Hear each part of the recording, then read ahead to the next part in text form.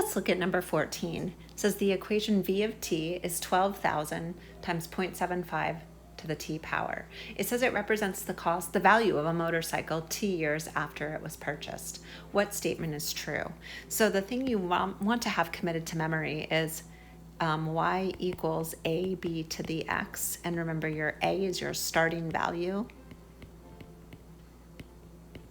Your b is either 1 plus your rate of change in percent, so 1 plus your r, or it's 1 minus your r in percent. So if it's bigger than 1, the value is increasing. If it's less than 1, it's decreasing.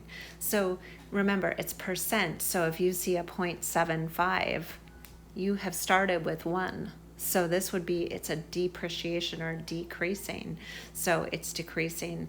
It's not 1 minus 0.75. It would be 1 minus 0.25 to get an answer of 0.75. So basically 25% decrease of value there. So now look at our options. So our starting value, remember, would be that A. So this would be A, which is our starting value.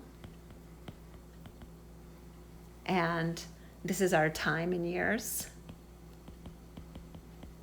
And then this is our change. It's going down. It's a depreciation.